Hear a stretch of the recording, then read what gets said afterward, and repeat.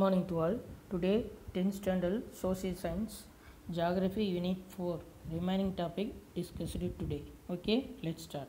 So first of all, renewable energy resources, அதாவது என்னென்னா புதுப்பிக்கக்கூடிய ஆற்றல் வளங்கள். ஸோ இதை வந்து ஃபஸ்ட்டு பார்க்க போகிறோம்.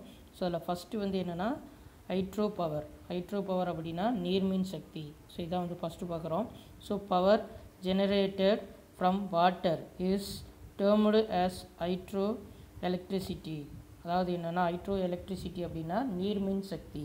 அதாவது என்ன அப்படின்னா water termed as power generator அப்படின்னா நீரிலிருந்து வந்து மின்சாரத்தை வந்து உற்பத்தி செய்யக்கூடிய ஒரு முறைக்கு பேர் தான் வந்து இந்த ஹைட்ரோ எலக்ட்ரிசிட்டி, அதாவது ஹைட்ரோ பவர் அப்படின்னு சொல்கிறாங்க. அதாவது நீரிலிருந்து மின்சாரத்தை வந்து உற்பத்தி செய்யக்கூடிய அந்த முறைக்கு வந்து நீர்மின் சக்தின்னு சொல்கிறாங்க.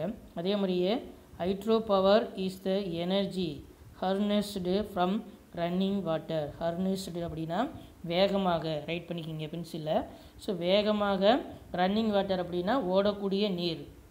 அது வேகமாக ஓடக்கூடிய நீரிலிருந்து மின்சாரத்தை வந்து உற்பத்தி செய்யக்கூடிய ஒரு முறை தான் வந்து இந்த ஹைட்ரோ பவர் அப்படின்னு சொல்கிறாங்க. தென் அதே மாதிரியே hydro power is considered as one of the most economic and non-polluting source of energy. அதாவது இந்த நீர்மின் சக்தி அப்படிங்கிறது வந்து என்ன அப்படின்னா கன்சிடர் அப்படின்னா கருதப்படுதல் அப்படின்னு சொல்லலாம். So one of the most economic அப்படின்னு என்னென்னா இந்த அதாவது பொருளாதார முக்கியத்துவம் வாய்ந்ததாக சொல்கிறாங்க. அதாவது பொருளாதார முக்கியத்துவம் வாய்ந்த, அதே மாதிரியே நான் பொல்யூட்டிங் சோர்ஸ் ஆஃப் எனர்ஜி அப்படின்னா என்னென்னா இது வந்து இந்த மாதிரி வந்து மின்சக்தி வந்து ஒரு நான் பொல்யூட்டிங் அப்படின்னா மாசற்ற தென் பொருளாதார முக்கியத்துவம் வாய்ந்த ஒரு மின்னாற்றலாக வந்து கருதப்படுது அப்படின்னு சொல்கிறாங்க. தென் அதே மாதிரியே இட் கான்ட்ரிபியூட் அப்படின்னா பங்கு அல்லது பூர்த்தி செய்தல் அப்படின்னு சொல்லுவோம். Nearly 70% of global electricity production. Global அப்படின்னா உலகம், அதாவது எலக்ட்ரிசிட்டி ப்ரொடக்ஷன் அப்படின்னா உலக மின்சார உற்பத்தியில் வந்து 7% வந்து இந்த ஹைட்ரோ பவர் எலக்ட்ரிசிட்டி மூலிமா வந்து கிடைக்குது அப்படின்னு சொல்கிறாங்க. உலகின் மின்சக்தியில் வந்து அதாவது இந்த நீர்மின் சக்தி வந்து 7% வந்து உலக மின்சார உற்பத்தியில் 7% வந்து இந்த நீர்மின் சக்தி மூலிமா மின்சாரம் வந்து கிடைக்குது அப்படின்னு சொல்கிறாங்க. அதே மாதிரியே the cost of production of hydro electricity is relatively low. அதாவது என்ன அப்படின்னா இந்த ஹைட்ரோ எலக்ட்ரிசிட்டி அப்படின்னு சொல்லக்கூடிய நீர்மின் சக்தி வந்து நிலையம் வந்து உற்பத்தி அதாவது தொடங்கிறதுக்கு வந்து காஸ்ட் ஆஃப் ப்ரொடக்ஷன், அதாவது என்ன அப்படின்னா இந்த உற்பத்தி செலவு மிக மிக குறைவு அப்படின்னு தான் சொல்கிறாங்க. சரியா? அதாவது cost of production relativity low அப்படின்னா மிக குறைவான உற்பத்தி செலவு தான் வந்து உடையது அப்படின்னு சொல்கிறாங்க. இது வந்து தொடங்குனா குறைவான உற்பத்தி செலவு இருந்தால் மட்டும் போதும், ஈஸியாக வந்து தொடங்கிடலான்னு சொல்கிறாங்க. அதே மாதிரியே making it is a competitive source of renewable energy. அதாவது கம்பேக்டிவ் அப்படின்னா அதாவது இந்த மற்ற ஆற்றல் வளங்களோட ஒப்பீடுகளை வந்து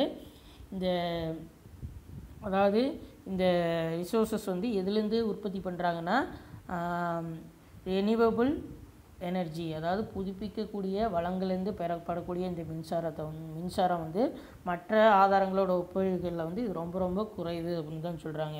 ஸோ அதனால் இது வந்து ஒரு ரெனியூவபிள் ரிசோர்ஸஸ் அப்படின்னு கூட சொல்லலாம். அதே மாதிரியே it is also flexible mode of power generation as quality of production. அதாவது என்ன அப்படின்னா ஃப்ளெக்சிபிள்னா என்ன அப்படின்னா எளிதில் அப்படின்னு கூட சொல்லலாம்.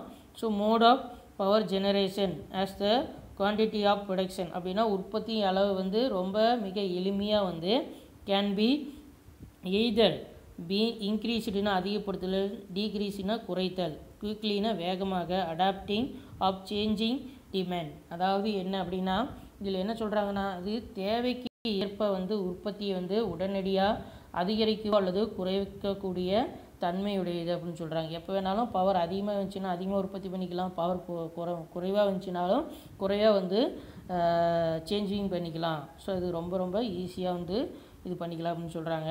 அதே மாதிரியே the first hydro electric power station in India was established at Darjeeling in 1897. அதாவது இந்தியாவிலேயே வந்து முதல் நீர்மின் நிலையம் வந்து 1897 வருஷம் டார்ஜிலிங்கில் வந்து நிறுவப்பட்டிருக்குது அப்படின்னு சொல்கிறாங்க. அதே மாதிரியே national hydro electric power corporation is located in Faridabad in India. சரியா, அதாவது என்ன அப்படின்னா இந்திய தேசிய நீர்மின் நிறுவனம் வந்து ஃபரீதாபாத்தில் வந்து அமைஞ்சிருக்குது அப்படின்னு சொல்கிறாங்க. ரைட். ஸோ அதுக்கடுத்து பார்த்தோம்னா சோலார் எனர்ஜி அப்படின்னா சூரிய ஆற்றல் அல்லது சக்தி. ஸோ ரைட் பண்ணிக்கிங்க. So solar power is a conversion of sunlight into electricity. அதாவது என்ன அப்படின்னா இந்த சூரிய சக்தி அப்படிங்கிறது என்ன அப்படின்னா சூரிய ஆற்றலை வந்து நேரடியாக வந்து மின்சாரமாக வந்து மாற்றக்கூடிய ஒரு முறைக்கு பேர் தான் வந்து இந்த சோலார் எனர்ஜி, சூரிய ஆற்றல் அப்படின்னு சொல்கிறாங்க. அதே மாதிரி எய்தர்லி டைரக்ட்லி யூஸிங் ஃபோட்டோவோல்டிக்ஸ். அதாவது எப்படின்னா நேரடியாக வந்து மின் அழுத்தி ஃபோட்டோவோல்டிக் செல்ஸ் அப்படின்னா மின் அழுத்தி கொண்டு நேரடியாகவோ வந்து ஒளியை வந்து சூரிய ஆற்றலாக வந்து கன்வெர்ட் பண்ணலாம் அப்படின்னு சொல்கிறாங்க. அது மட்டும் இல்லாமல் அல்லது indirectly using concentrator solar power, அதாவது சிபிஎஸ் அப்படின்னு சொல்லுவாங்க. அதாவது இது வந்து நேரடியாகவோ அந்த ஃபோட்டோவோல்டிக் சிஸ்டம் அப்படின்னு சொல்லக்கூடிய மின்னழுத்தி மூலிமா நேரடியாகவோ மின்சாரம் வந்து தயாரிக்கலாம். அல்லது மறைமுகமாக வந்து இன்டைரக்ட்லி அப்படின்னா மறைமுகமாக கான்சன்ட்ரேட்டர் சோலார் பவர் சிஎஸ்பி அப்படின்னு சொல்லக்கூடிய செறிவூட்டம் கொன்ற சூரிய ஆற்றல் மூலமாக வந்து மின்னாற்றலாக வந்து மாற்றப்படக்கூடியது. அப்படியே வந்து இந்த சூரிய சக்தியை வந்து மின்னாற்றலாக வந்து மாற்றலாம் அப்படின்னு சொல்கிறாங்க. அதுக்கப்புறம் கான்சன்ட்ரேட்டர் சோலார் பவர் சிஸ்டம், அதாவது இந்த செறிவூட்டம் முறையில் வந்து இந்த சோலார் பவர் சிஸ்டம் அப்படின்னு சொல்லக்கூடிய செறிவூட்ட முறையில் வந்து யூஸ் லென்ஸ், நம்மலாம் பார்த்துருப்போம் லென்ஸ்னால் தமிழில் வந்து என்ன அப்படின்னா வில்லைகள் அப்படின்னு சொல்கிறாங்க. ரைட் பண்ணிக்கோங்க.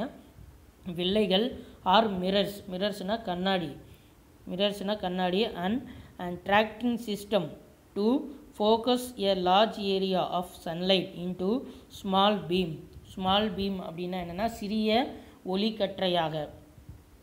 அட்ராக்டிங் சிஸ்டம் அப்படின்னா ஒரு களத்தின் மேலே குவிக்கப்படுதல் அப்படின்னு சொல்லுது. அதாவது என்ன அப்படின்னா இந்த செறிவூட்டம் முறையில் அதாவது லார்ஜ் ஏரியா அப்படின்னு சொல்லக்கூடிய பெரிய அளவில் நோட் பண்ணிக்கோங்க. பெரிய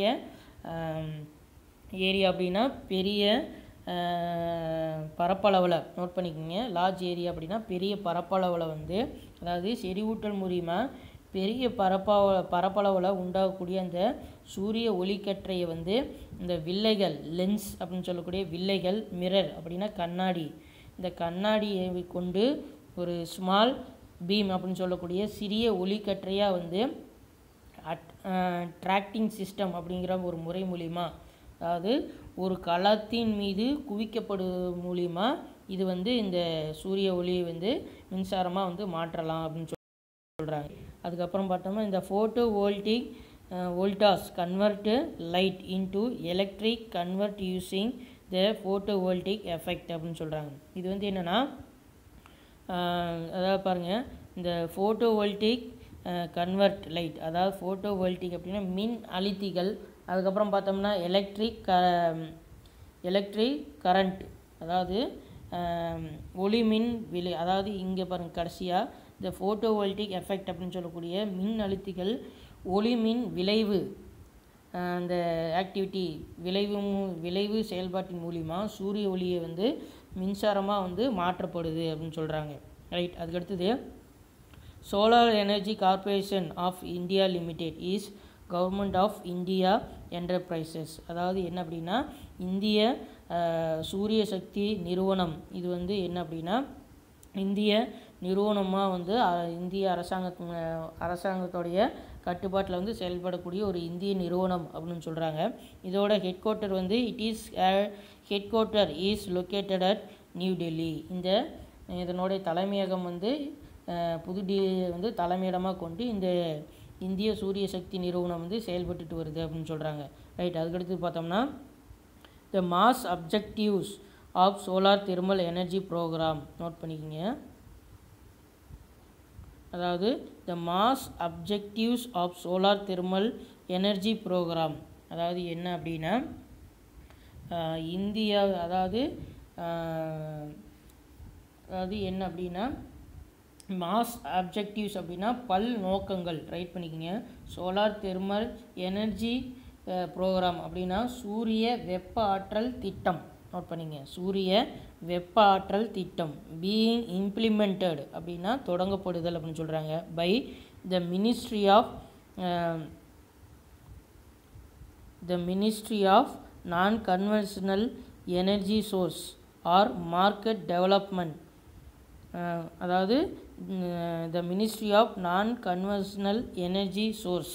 அதாவது என்ன அப்படின்னா இந்த சூரிய வெப்ப ஆற்றல் திட்டத்தின் பல்நோக்கம் என்ன அப்படின்னா இம்ப்ளிமெண்டட்னா செயல்படுத்துது. இதை செயல்படுத்துறது யாருன்னா the ministry of non conventional energy source. அதாவது என்ன அப்படின்னா மரபுசாரா எரிசக்தி வள அமைச்சகம். அவங்க தான் இந்த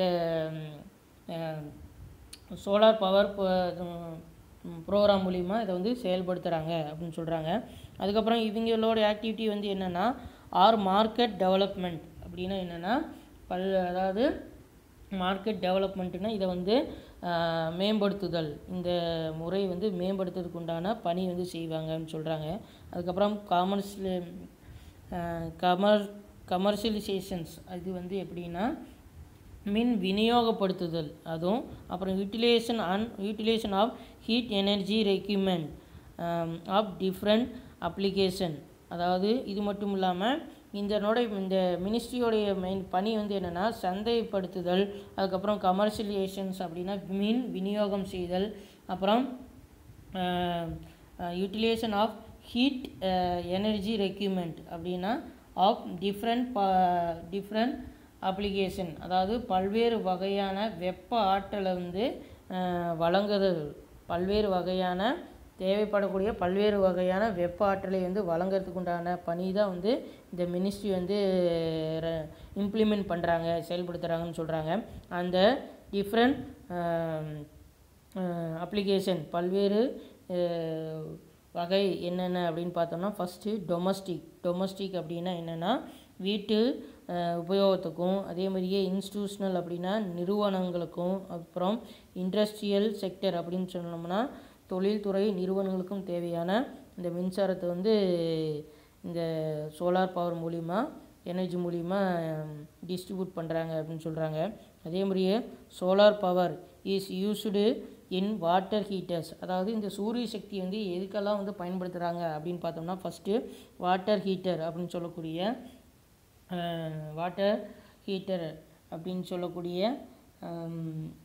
அதாவது நீர் கொதிகலன்கள். நோட் பண்ணிங்க. வாட்டர் ஹீட்டர் அப்படின்னா நீர் கொதிகலன்கள். அப்புறம் ரெஃப்ரிஜிரேட்டர் அப்படின்னா குளிர்சாதன பெட்டிகள். அதுக்கப்புறம் ட்ரையிங் அப்படின்னா உலர்ப்பான்கள். அப்புறம் ஸ்ட்ரீட் லைட்டிங்னா தெருவிளக்கு. அப்புறம் குக்கிங் அப்படின்னா சமையலுக்கு. அதுக்கப்புறம் பம்பிங் அப்படின்னா நீர் ஏற்றுதல். அதுக்கடுத்தது பார்த்தோம்னா பவர் ஜெனரேட்டர் அப்படின்னா மின்சார உற்பத்தி. அதுக்கப்புறம் பவர் ஜெனரேஷன் அப்படின்னா மின்சார உற்பத்தி. அதுக்கப்புறம் ஃபோட்டோ வோல்டிக் செல்ஸ் அப்படின்னு சொல்லக்கூடிய மின் அழுத்திகள். அதுக்கப்புறம் சலூன் பார்ட் அண்ட் எக்ஸெட்ரா. அதாவது அழகு நிலையங்கள். இங்கெல்லாம் இந்த சோலார் பவர் சூரிய ஆற்றலை பயன்படுத்துகிறாங்கன்னு சொல்கிறாங்க. அதே மாதிரி major producing of solar power producer of India அப்படின்னு எடுத்துட்டோம்னா அது first Andhra Pradesh, Gujarat, Rajasthan, Maharashtra, Madhya Pradesh are the major solar power producers. இந்த மாநிலங்களெல்லாம் சூரிய ஆற்றலை உற்பத்தி செய்யக்கூடிய மாநிலங்களாக இருக்கிறாங்கன்னு சொல்கிறாங்க. ரைட். அதுக்கப்புறம் என்னென்னா விண்ட் எனர்ஜி, காற்று சக்தி. ரைட். நெக்ஸ்ட்டு காற்று சக்தி. ரைட் பண்ணிக்கிங்க. Wind energy is extracted from air flow using wind turbines. அதாவது என்னென்னா காற்று வீச்சு, அதாவது காற்று வீசுறது மூலிமா உந்துதல். அதாவது காற்று வீச அல்லது உந்துதல் அப்படின்னா காற்று வீசும்போது அதில் ஏற்படக்கூடிய அந்த ப்ரெஷர் மூலிமா ஆற்றலை அதாவது வின் டர்பன் அப்படின்னு சொல்லக்கூடிய காற்று விசை சுற்று கலன்கள். நோட் பண்ணிங்க, காற்று விசை சுற்று கலன்கள் மூலியமாக வந்து மின்னாற்றலாக மாற்றக்கூடிய ஒரு முறைக்கு பேர் தான் வந்து காற்றாலை மின்சாரம், அதாவது விண்ட் எனர்ஜி, காற்று சக்தி அல்லது காற்றாலை மின்சாரம் அப்படின்னு சொல்கிறாங்க. ரைட். அதுக்கப்புறம் it is cheap and pollution free sources of energy. அதாவது என்ன அப்படின்னா இது வந்து ஒரு மாசற்ற, இது வந்து சீப் அப்படின்னா இது வந்து குறைவான மற்றும் மாசற்ற ஒரு ஆற்றலாக வந்து ஆற்றல் வளமாக வந்து சொல்கிறாங்க. இது வந்து மிகவும் ஒரு மலிவான மற்றும் மாசற்ற ஆற்றல் வளங்களாக வந்து இது சொல்கிறாங்க. அதே மாதிரியே ஆற்றல் வளமாக சொல்கிறாங்க.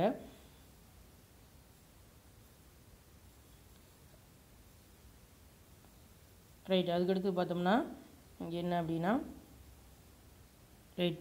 அதுக்கப்புறம் power from wind mills are used for pumping water and to sail propel ships. அதாவது இந்த காற்றாலை மின்சாரம் வந்து இந்த ஆற்றல், இந்த மின்சாரம் வந்து எங்கே வந்து அதிகமாக வந்து இந்த காற்றாலையை பயன்படுத்துகிறாங்க அப்படின்னு பார்த்தோம்னா பம்பிங் வாட்டர் அப்படின்னு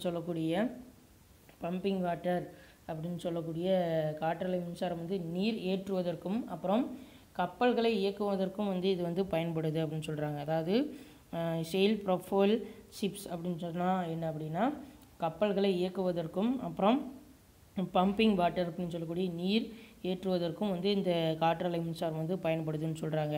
ரைட். அதுக்கடுத்து பார்த்தோம்னா wind power is a plentiful. அதாவது இந்த காற்றாலை வந்து இந்த காற்று சக்தி வந்து பிளென்டிஃபுல் அப்படின்னா அது அனைத்து பகுதி, அதாவது அதிகமாக கிடைக்கக்கூடியது அப்படின்னு சொல்கிறாங்க. அதே மாதிரியே ரெனிவபிள் அப்படின்னு சொல்லக்கூடிய புதுப்பிக்கக்கூடியது அப்படின்னு சொல்கிறாங்க. அதே மாதிரி வைட்லி டிஸ்ட்ரிபியூட்டர் அப்படின்னா அனைத்து பகுதிகளிலும் பரவி இருக்கக்கூடியது அப்படின்னு சொல்கிறாங்க.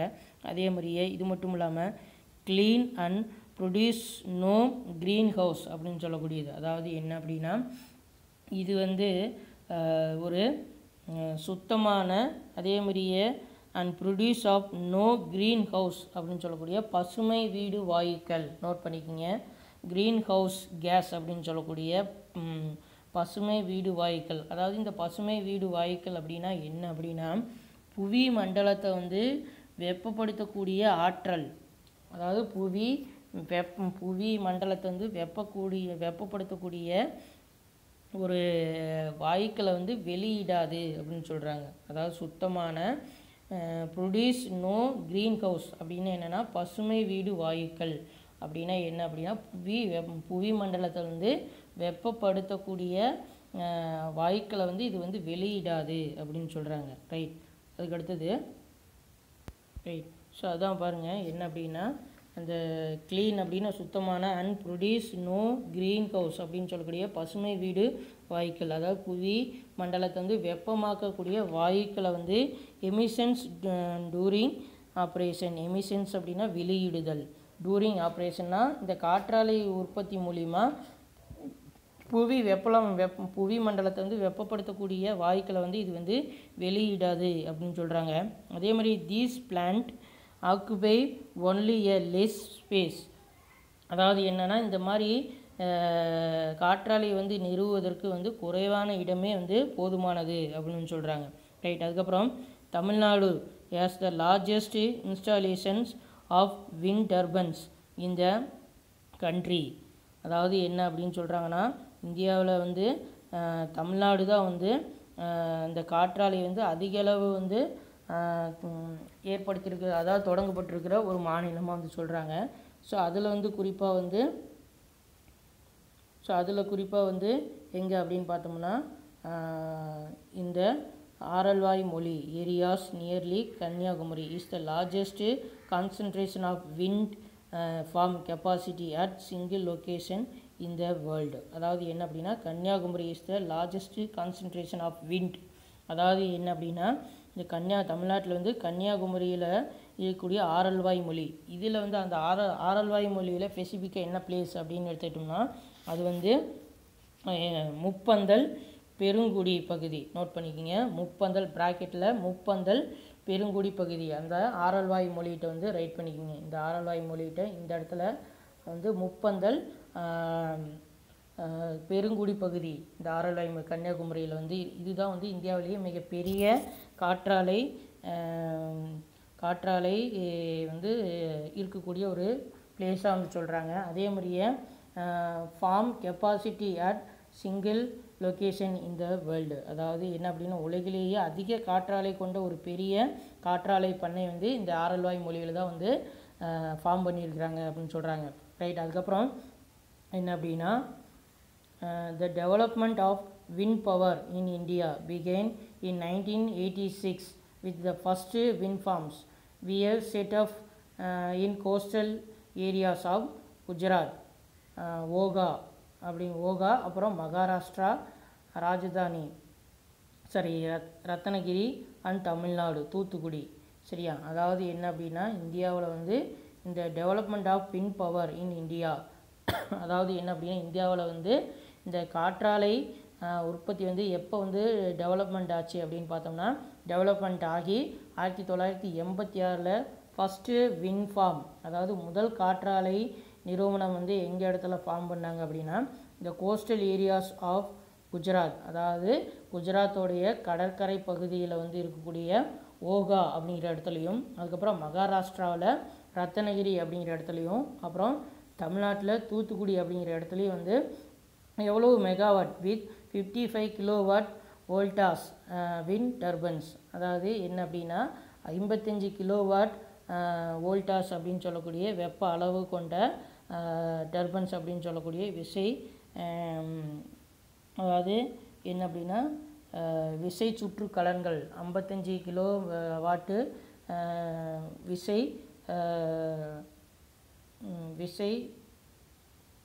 கலன்கள் மூலிமா இங்கே வந்து 1986 தொடங்கியிருக்கிறாங்க அப்படின்னு சொல்கிறாங்க. அதே மாதிரியே the capacity has significantly increase in the last few years, கடந்த வருடங்களில் வந்து இந்த காற்றாலை மின்சாரம் உற்பத்தி வந்து ஒரு குறிப்பிட்ட அளவுக்கு வந்து குறிப்பிட்டத்தக்க அளவில் வந்து இதனுடைய உற்பத்தி வந்து அதிகரிச்சிருக்குது அப்படின்னு சொல்கிறாங்க. அதே மாதிரி India has the 4th largest installed wind power capacity in the world, அதாவது இந்தியா உலக அளவில் அதிக காற்றாலை திறன் கொண்ட நாடுகளில் வந்து 4வது வந்து இடத்துல வந்து இருக்குதுன்னு சொல்கிறாங்க. ரைட். ஸோ அதுக்கடுத்தது பார்த்தோம்னா என்ன அப்படின்னா the national institute of wind energy NIWE Chennai was established in Tamil Nadu in 1968, an autonomous institution under the administrative control of Ministry of New and Renewable Energy, அதாவது தேசிய காற்றாலை நிறுவனம் சென்னையில் உள்ள இந்நிறுவனம் வந்து 1998 ஈஸ் அண்ட் அட்டானமஸ் அப்படின்னா என்னென்னா தன்னாட்சி இன்ஸ்டியூஷன் அப்படின்னா நிறுவனமாக வந்து new the control of ministry of new and renewable energy, அதாவது என்ன அப்படின்னா தன்னாட்சி நிறுவனமாக புதிய மற்றும் புதுப்பிக்கக்கூடிய ஆற்றல் வளங்கள் அமைச்சகத்தின் கீழே வந்து ஏற்படுத்தப்பட்டது அப்படின்னு சொல்கிறாங்க. அதே மாதிரியே NIWE main activities include resources assessment, testing and certification, அதாவது இதனுடைய பணி வந்து என்ன அப்படின்னா காற்று வள மதிப்பீட்டு ஆய்வு பண்ணுறதும், அதே மாதிரியே அதை ஆய்வு செஞ்சு அதுக்கப்புறம் சர்டிஃபிகேஷன் அப்படின்னா சான்று அளிக்கிறது தான் வந்து இதனுடைய முக்கியமான பணியாக வந்து சொல்கிறாங்க. ரைட். ஸோ அதுக்கடுத்தது வந்து என்னென்னா பயோமேஸ் எனர்ஜி அப்படின்னா என்ன அப்படின்னா பயோமேஸ் எனர்ஜி அப்படின்னா உயிரி சக்தி. நோட் பண்ணிக்கோங்க, உயிரி சக்தி. இந்த biomaths energy may be obtained through degradable materials, அதாவது இந்த பயோ எனர்ஜி அப்படிங்கிறது என்னென்னா இந்த உயிரி சக்தி அப்படிங்கிறது வந்து என்ன அப்படின்னா அப்டைன் த்ரூ பயோடிகிரேடபிள் மெட்டீரியல்ஸ், அதாவது உயிர் பொருள்கள் வந்து அழியக்கூடிய பொருள்களில் வந்து தயாரிக்கக்கூடியதான் வந்து இந்த உயிரி சக்தி அப்படின்னு சொல்கிறாங்க. அதாவது அழுகி போகக்கூடிய பொருள்கள் வந்து தயாரிக்கக்கூடியது தான் வந்து இந்த உயிரி சக்தி அப்படின்னு சொல்கிறாங்க. இது வந்து என்னென்ன அந்த மெட்டீரியல்ஸ் வந்து என்ன அப்படின்னா அனிமல் டூங் அப்படின்னு சொல்லக்கூடிய விலங்குகளின் கழிவுகள், அதுக்கப்புறம் கிச்சன் வேஸ்டேஜ் சமையல் கழிவுகள், அதுக்கப்புறம் வாட்டர் ஹைஜீனிக் அதாவது வாட்டர் ஹைஜீனிக் அப்படின்னா என்னென்னா ஆகாய தாமரை கழிவுகள், அதுக்கப்புறம் அக்ரிகல்ச்சர் ரெசிடஸ் அப்படின்னு சொல்லக்கூடிய வேளாண் கழிவுகள், அப்புறம் சிட்டி வேஸ்டேஜ் அதாவது நகர கழிவுகள். இதிலேருந்து வந்து இந்த உயிரி சக்தி வந்து தயாரிக்கிறாங்க அப்படின்னு சொல்கிறாங்க. அதாவது இந்த அனிமல் டூங் அப்படின்னு சொல்லக்கூடிய விலங்கின கழிவுகள், அதாவது இது வந்து விலங்கின கழிவுகள் வந்து இந்த உயிரி சக்தியை தயாரிக்கக்கூடியது. இப்போயும் வந்து ஒரு சில தமிழ்நாட்டில் ஒரு சில கிராமங்களில் வந்து பயன்படுத்திகிட்டு இருக்கிறாங்க. அதாவது என்னென்னா இந்த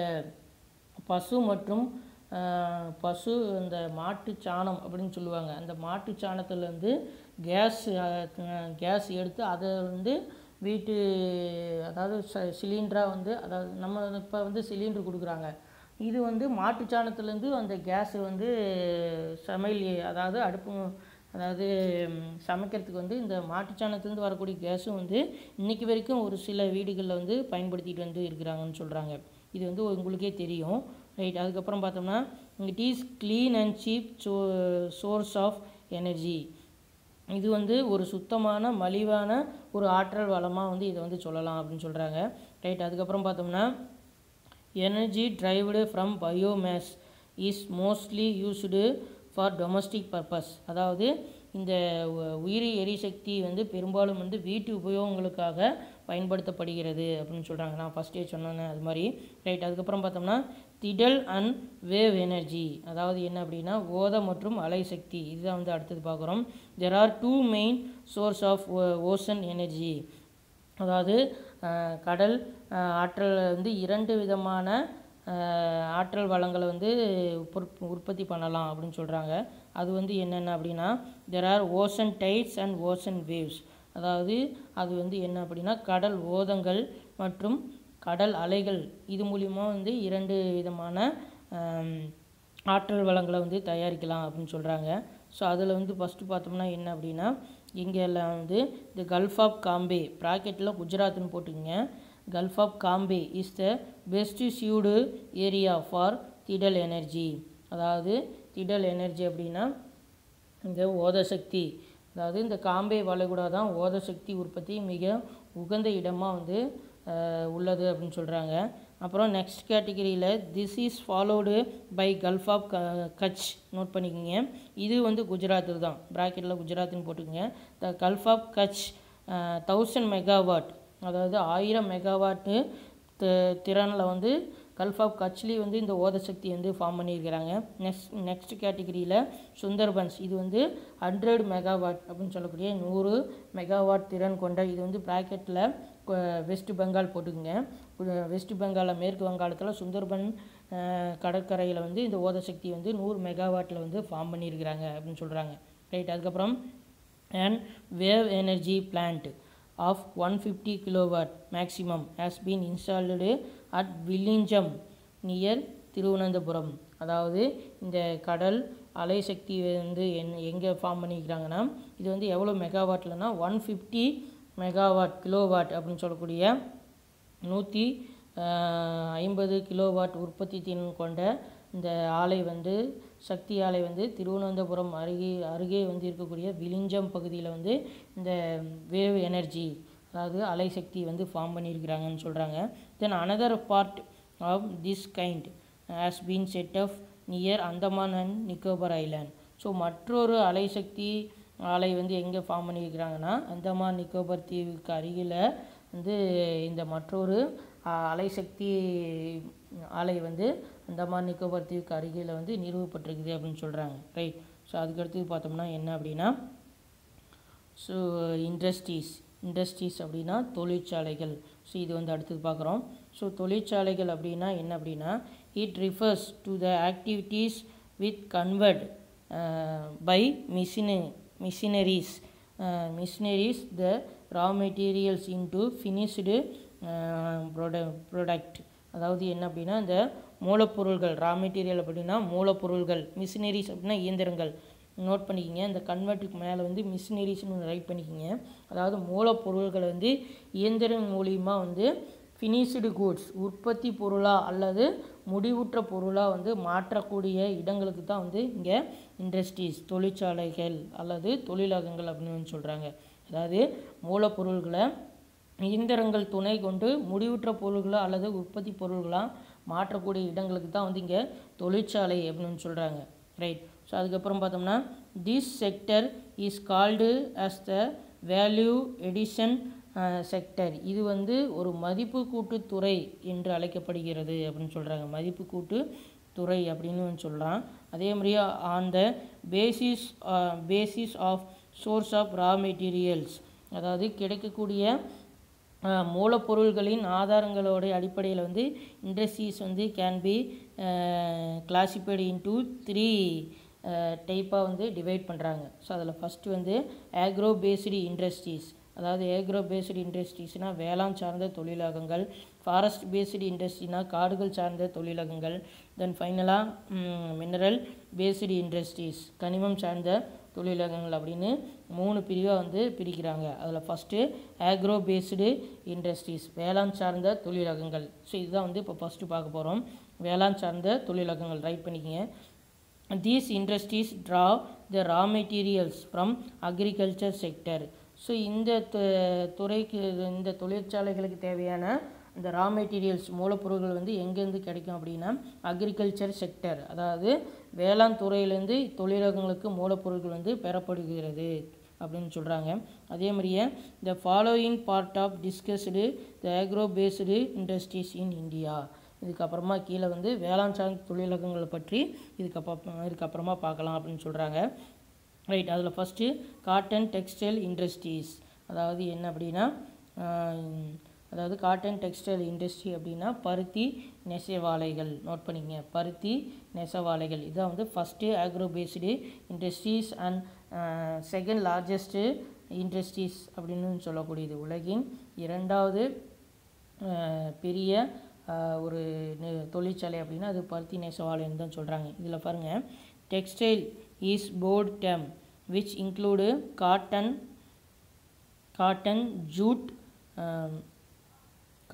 ஜூட் அதாவது jute, wool, silk and synthetic fibres textiles. அதாவது என்ன அப்படின்னா இந்த நெசவாலைகள் என்பது ஜூட் அதாவது காட்டன் அப்படின்னா பருத்தி, ஜூட் அப்படின்னா சணல், வூல் அப்படின்னா கம்பளி, அதுக்கப்புறம் சில்க் அப்படின்னா பட்டு, அதுக்கப்புறம் சிந்தட்டிக் ஃபைபர் அப்படின்னா செயற்கை இலை ஆகியவற்றை உள்ளடக்கியது தான் வந்து இங்கே டெக்ஸ்டைல் நெசவாலைகள் அப்படின்னு சொல்கிறாங்க. அதே மாதிரி இது வந்து this sector in India is the second largest in the world. அதாவது இந்தியாவில் துறை வந்து உலகின் 2வது இடத்துல வந்து இருக்கக்கூடியது அப்படின்னு சொல்கிறாங்க. அதாவது இந்த பருத்தி நெசவாலைகள் வந்து உலகின் 2வது இடத்துல வந்து இந்தியா வந்து இத்துறையில் வந்து இருக்குது அப்படின்னு சொல்கிறாங்க. அதே மாதிரி the first cotton textile mill was established at Fort Gloster near Kolkata in 1888. இந்தியாவிலேருந்து முதல் பருத்தி நெசவாலைகள் வந்து 1818 கொல்கத்தாவுக்கு அருகில் இருக்கக்கூடிய ஃபோர்ட் கிளாஸ்டர் அப்படிங்கிற இடத்துல வந்து தொடங்கப்பட்டிருக்குன்னு சொல்கிறாங்க. அதே மாதிரியே அடுத்தது ஸோ ட்ரெடிஷ்னல் செக்டர் அப்படின்னு சொல்லக்கூடிய பாரம்பரிய தொழிற்சாலைகளான ஹேண்ட்லூம் அப்படின்னா கைத்தறி, ஹேண்டிகிராஃப்ட் அப்படின்னா என்னென்னா கைவினை பொருள்கள், அப்புறம் ஸ்மால் பவர் லூம் அப்படின்னு சொல்லக்கூடிய சிறிய விசைத்தறிகள் units the biggest source of employment for millions of people in rural and semi urban areas. அதாவது இந்த பாரம்பரிய தொழில்களான ஹேண்ட்லூம் கைத்தறி, ஹேண்டிகிராஃப்ட் அப்படின்னா கைவினை பொருள்கள், ஸ்மால் பவர் லூம் அப்படின்னு சொல்லக்கூடிய சிறிய விசைத்தறிகள் வந்து மில்லியன்ஸ் ஆஃப் பீப்புள் அப்படின்னு சொல்லக்கூடிய லட்சக்கணக்கான, ரூரல் அப்படின்னா கிராமப்புறம், சப் அர்பன் அப்படின்னா புறநகர மக்கள்களுக்கு வேலைவாய்ப்பை வந்து வேலைவாய்ப்பு அளிக்கும் ஆதாரமாக வந்து சோர்ஸ்னால் ஆதாரமாக வந்து இந்த இப்போ ட்ரெடிஷ்னல் செக்டர் அப்படின்னு சொல்லக்கூடிய பாரம்பரிய தொழில்கள் வந்து இந்த நெசவாளிகள் வந்து லட்சக்கணக்கான மக்களுக்கு வந்து வேலைவாய்ப்பு அளிக்கக்கூடிய ஒரு துறையாக வந்து சொல்கிறாங்க. அதுக்கப்புறம் கரண்ட்லி, அதாவது தற்சமயம் வந்து India is the 3rd largest producer of cotton and அதாவது இந்தியா வந்து தற்போது வந்து அதாவது 3வது பருத்தி உற்பத்தியில் வந்து உலக அளவில் இந்தியா வந்து 3வது வந்து இடத்துல வந்து இருக்கக்கூடிய நாடாக வந்து சொல்கிறாங்க. அதே மாதிரியே அது மட்டும் இல்லாமல் as the largest loom are and rising and ring spindles in the world. So அதாவது பருத்தி உற்பத்தியில் உலக அளவில் 3வது பெரிய நாடாகவும் அதே மாதிரியே ரிங் ஸ்பின்லெஸ் அப்படின்னு சொல்லக்கூடிய நூறுப்பு கருவியில் எண்ணிக்கையிலையும் வந்து இந்தியா வந்து ஒரு முதன்மை நாடாக வந்து உலக அளவில் வந்து இருக்குதுன்னு சொல்கிறாங்க. அதே மாதிரியே at present cotton textile industry is the largest organised modern industry of India. அதாவது தற்போது வந்து பருத்தி நெசவாலைகள் வந்து இந்தியாவின் மிகப்பெரிய நவீன தொழிலக பிரிவாக வந்து இந்தியாவில் வந்து காணப்படுதுன்னு சொல்கிறாங்க. அதே மாதிரியே ginning is the process of separating cotton seed from cotton. அதாவது பருத்தி இலையிலிருந்து விதைகளை பிரித்தெடுக்கக்கூடிய முறைக்கு வந்து என்ன நேம் வந்து அப்படின்னா ஜின்னிங் அப்படின்னு வந்து ஒரு பேர் வந்து சொல்கிறாங்க. ரைட். அதுக்கடுத்தது என்னென்னா the highest concentration of textile mills in and around Mumbai makes it as Manchester of India.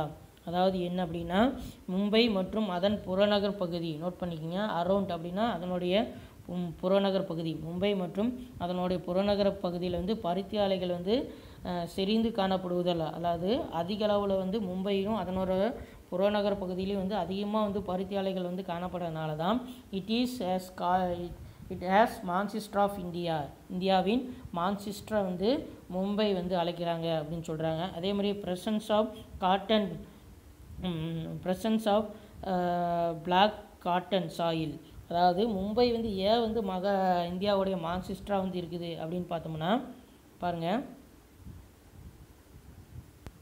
Mumbai வந்து ஏன் வந்து இந்தியாவுடைய மான்செஸ்டராக வந்து இருக்குது அப்படின்னு பார்த்தோம்னா இந்த மகாராஷ்டிராவில் வந்து ஹியூமிட் கிளைமேட் அப்படின்னா ஈரப்பதமான காலநிலை வந்து இருக்குது காணப்படுது அப்படின்னு சொல்கிறாங்க. அதே மாதிரியே ப்ரெசன்ஸ் ஆஃப் மும்பை ஃபோர்ட், அதாவது மும்பையில் துறைமுகம் வந்து இருக்குது அப்படின்னு சொல்கிறாங்க, மும்பையோடைய துறைமுகம். அதுக்கப்புறம் பார்த்தோம்னா அவைலபிலிட்டி ஆஃப் ஹைட்ரோ பவர், அதாவது எளிதில் கிடைக்கக்கூடிய நீர்மின் சக்தி. அதுக்கப்புறம் பார்த்தோம்னா குட் மார்க்கெட் அப்படின்னா நல்ல சந்தை. அதுக்கப்புறம் and well developed transport facility favour, அதாவது சிறந்த போக்குவரத்து வசதி வந்து இந்த மும்பையில் வந்து இருக்குது. ஸோ அதனால தான் வந்து இந்த காட்டன் டெக்ஸ்டைல் இண்டஸ்ட்ரி இன் மும்பை, அதனால தான் வந்து மும்பையில் வந்து அதிகமான பருத்தி நெசவாலைகள் வந்து அதிக அளவு காணப்படுறதுக்கு காரணமே வந்து இந்த ஸ்பெசிலிட்டி தான் வந்து சொல்கிறாங்க, வசதிகள் தான் சொல்கிறாங்க. அதே மாதிரியே the major cotton textiles are concentrated in the state of Maharashtra. அதாவது இந்தியாவில் வந்து பருத்தி நெசவாலைகள் காணப்படக்கூடிய மாநிலங்கள் வந்து அதிகமாக வந்து எங்கெங்கே காணப்படுது அப்படின்னு பார்த்தோம்னா Maharashtra, Gujarat, west Bengal, Uttar Pradesh and Tamil Nadu. So இங்கெல்லாம் வந்து இந்தியாவில் வந்து பருத்தி நெசவாலைகள் வந்து அதிகமாக வந்து காணப்படுது அப்படின்னு சொல்கிறாங்க. அதே மாதிரியே Coimbatore is the most important centre in Tamil Nadu with 20 mills out of its 435. அதாவது தமிழ்நாட்டில் வந்து காணப்படக்கூடிய 435 பருத்தி நெசவாலைகளில் வந்து 200 பருத்தி நெசவாலைகள் வந்து கோயம்புத்தூரில் வந்து காணப்படுது அப்படின்னு சொல்கிறாங்க. ஸோ அதனால தான் வந்து Coimbatore is called as Manchester of South India. So அதனால தான் வந்து கோயம்புத்தூர் வந்து தென்னிந்தியாவுடைய மான்செஸ்டராக வந்து சொல்கிறாங்க அப்படின்னு சொல்கிறாங்க.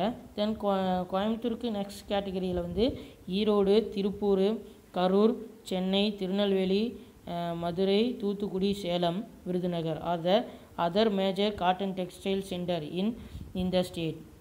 அது தமிழ்நாட்டில் வந்து கோயம்புத்தூருக்கு அடுத்தபடியாக வந்து ஈரோடு, திருப்பூர், கரூர், சென்னை, திருநெல்வேலி, மும்பை, மதுரை, தூத்துக்குடி, சேலம், விருதுநகர் இங்கெல்லாம் வந்து கோயம்புத்தூருக்கு அடுத்தபடியாக வந்து அதிகமான இந்த பருத்தி நெசவாலைகள் வந்து காணப்படுது அப்படின்னு சொல்கிறாங்க. இந்த டிஸ்ட்ரிக் எல்லாம் வந்து அனலைன் பண்ணிக்கோங்க.